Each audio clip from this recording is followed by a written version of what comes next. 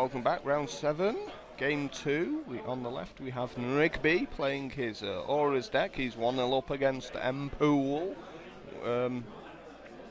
playing Walkers. And let's talk a little bit about their sideboards here. What can we expect from Neil? I think from Neil we're going to be seeing Suppression Field from his sideboard. Means that all Planeswalkers now have a cost to activate their ability as well as loyalty. He might bring it in against his Mark's fetch lands as well. From Mark we're probably going to see a couple of copies of Ghostly Prison, a couple of copies of Spellskite, and he might bring in something like Baneslayer Angel just to try and put a clock on Neil. He has one engineered explosives in his board as well. He does as well, so we'll probably be seeing that. But again, Explosives is a card that Neil can quite easily play around if he has to. It's because he's got 8 1-drops and he only needs one of them to become enormous.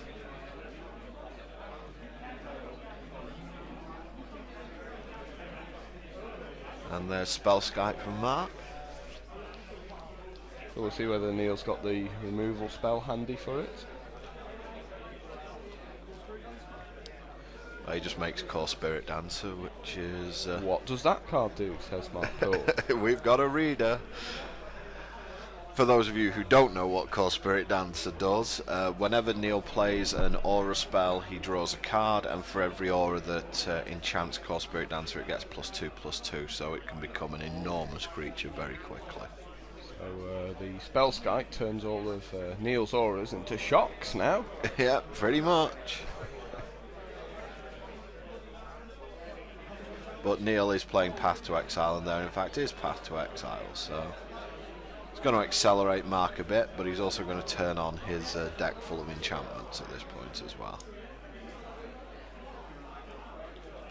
Let's see whether Neil follows this up with a Rancor or a Spirit Link, something like that. So if he rankers up the Spirit Dancer, we're looking at a 4/4 already. Neil taking a point from his Horizon Canopy. I'd imagine he'd still prefer to target his hexproof guy. He more than likely doesn't lose too much card advantage. Yep. The core dancers, Spirit Dancers, they very rarely stick. Yeah, I can't imagine it surviving much. But yeah, it's such a gain that he gets. He can just batter through the wall immediately. It's fine with Rancor because he gets the Rancor back. But had it been any other enchantment, yeah, exactly. I imagine that all these other enchantments will end up going on the Glade Cover Scout, but it's a Rancor and Core Spirit Dancer is a pretty nice combo. +4/+2 and draw a card for a green mana. Mark's in trouble if he doesn't deal with it very soon. Well, he's got Engineered Explosives for 1, so that could take out the Rancor and the Glade Cover. It certainly means he's certainly trying to represent that he has a removal spell for the Core Spirit Dancer. Yeah. Although he's tapping and untapping 3 mana there, so that represents kind of Detention Sphere or Lingering Souls, one of those 2 cards, really.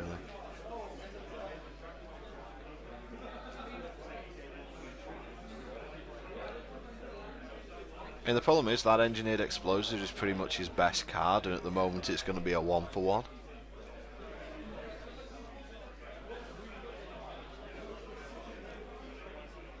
He maybe played it a turn too early. He should have possibly waited for Neil to place a few enchantments. Well, he's going to have to blow it up now because that Spider Umbra is coming into play, and if he lets it come into play, then it's going to be able to protect the Glade Cover Scout with its totem armor. So I think Mark's going to, he's going to blow up the 3 1-drops, and I think Neil's just going to replay his Rancor, draw a card, and smash again for 4.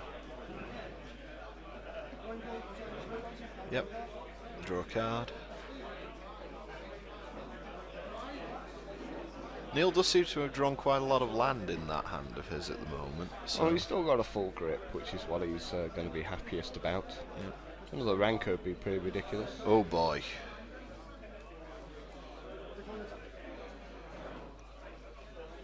So that's an 8 power Core Spirit Dancer coming over the coming over the hills for you now. So block, take 4, go down to 12. I would suggest Path to Exile or Wrath of God as an excellent career choice at this point for Mark. Again, Neil doesn't seem to have the... he doesn't seem to have a second creature at this point, although he can always fetch a Dryad Arbor with one of those fetch lands.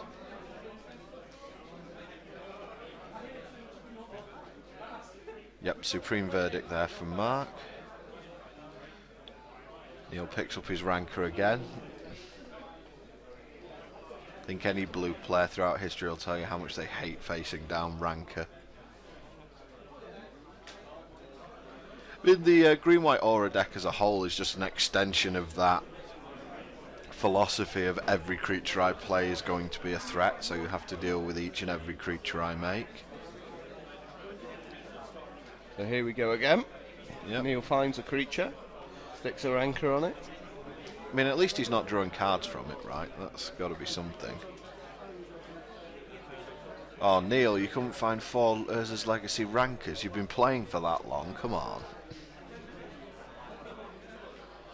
Alright, 5 power guy in play now.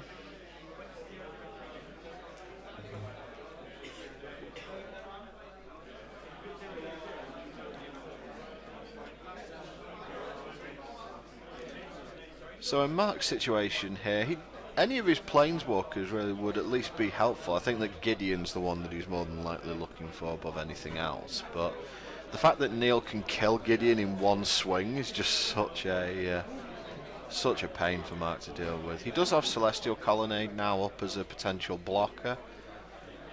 If Neil has Spirit Mantle though, that will remove that as a possibility as well. He could also have Path to Exile.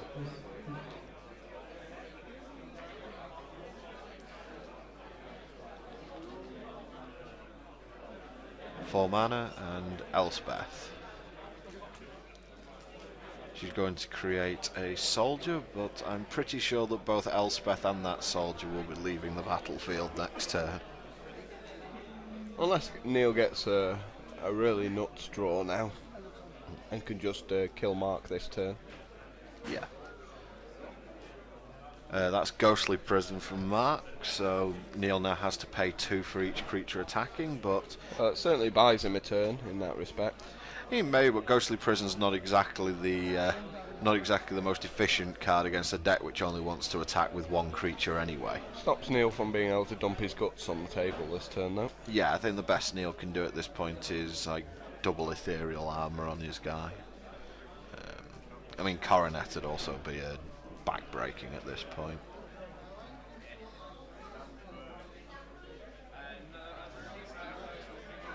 That Spirit Mantle I can see in Neil's hand. I'm not too sure what else I can see in there.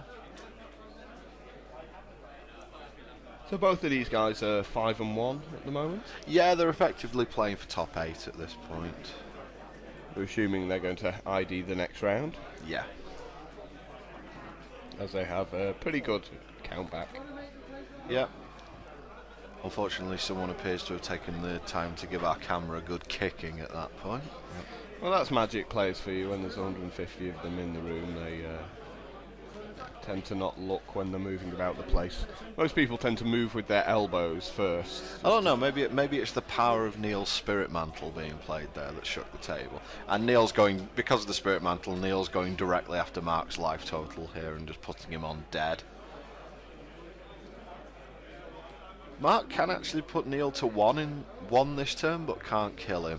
If he uses Elspeth to jump the soldier and attacks with the Colonnade, he can put Neil to 1, but 1 is not 0, unfortunately for Mark. And unless he can perform some kind of miracle here, I don't see him getting out of this. It'd be interesting to wonder whether, if Neil had been at 8, whether Mark would have realised that. A lot of the thing about this Auras deck is people focus a lot on trying to stay alive rather than trying to kill the Auras player.